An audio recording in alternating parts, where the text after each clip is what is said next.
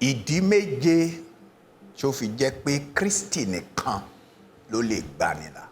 Àkọ́kọ́, òun gangan nìkan ṣoṣo ní olùgbàlà. Mátíù orí 1:21, a pè Jésù ní olùgbàlà.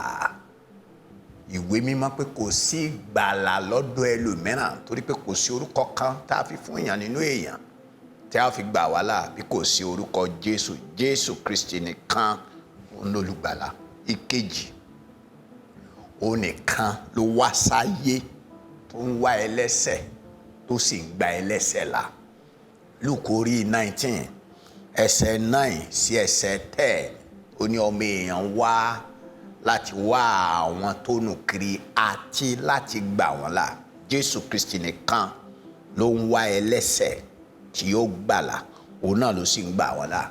Ìdí kẹta, òun nìkan ló kú láti gbanilà. Òun nìkan ló kú láti gbanilà. Fúnra ara rẹ̀ sọ nínú Jòhánù orí 3 ẹsẹ̀ 40 ẹsẹ̀ 15 pé bí Mósè ṣe gbé ejò sókè ní aginjù, bẹ́ẹ̀ ni a kò lè ṣaláì gbé ọmọ èèyàn sókè. Bí ẹnikẹ́ni tó bá gbà á gbọ́, Olúwa rẹ̀ ò ní ṣègbé, yóò sì lè ní ìyè àìnípẹ̀kun.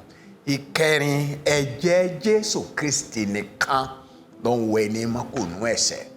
Ìwé Epísítélì kìíní ti Jòhánù orí 1 ẹsẹ̀ 7, ẹ̀jẹ̀ rẹ̀ ló ń wẹ̀ wá nù kúrò nínú ẹ̀ṣẹ̀ gbogbo. Ìdí kẹrin nìyẹn tó jẹ́ pé Jésù Kristi nìkan, òun nìkan ló ní ẹ̀jẹ̀ tó ń wẹ ẹ̀ṣẹ̀, tó ń pa ẹ̀ṣẹ̀ rẹ́. Ìkarùn-ún, òun nìkan la fi ṣe ètùtù fún ẹ̀ṣẹ̀ aráyé. Epísítélì kìíní Jòhánù orí 2 ẹsẹ̀ 2, Jésù Kristi nìkan ní ètùtù. Ó bá pàgbò lójoojúmọ́ kókó lọ́dọọdún, kó máa pa màálù lójoojúmọ́ kókó lọ́dọọdún, kó máa pa gbogbo ẹran, kódà kó máa pẹ́ gbẹgbẹ̀rún, ẹ̀jẹ̀ ewúrẹ́ ò lè gba ẹnikẹ́ni là. Ẹ̀jẹ̀ ẹranko ò lè gba ẹni là. Kí wọ́n gangan wá lọ́ọ́ tí ẹ fẹ́ jẹ ara rẹ rárá rẹ padà, ó kàn kúkú gífà.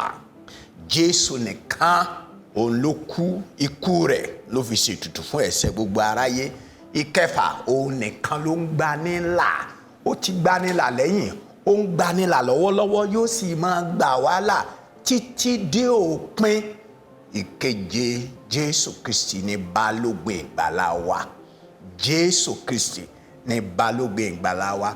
Ó tún rọ ẹ̀yin tí ẹ ń kọ̀yìn sí Jésù, tẹ́ ní Jésù Kristi ìsolùgbàlà, ẹ má fi ayérayé yín ṣòfò, ẹ má kúkú gífà. Ẹ gba Jésù ní ọmọ bíbí Ọlọ́run kan ṣoṣo kẹ́sì gbà ní olùgbàlà yìí. Má gbàgbé tẹ like, tẹ subscribe button, kó dẹ̀ pín fọ́nrán yìí pẹ̀lú ẹlòmíràn, yóò dára fún ẹ.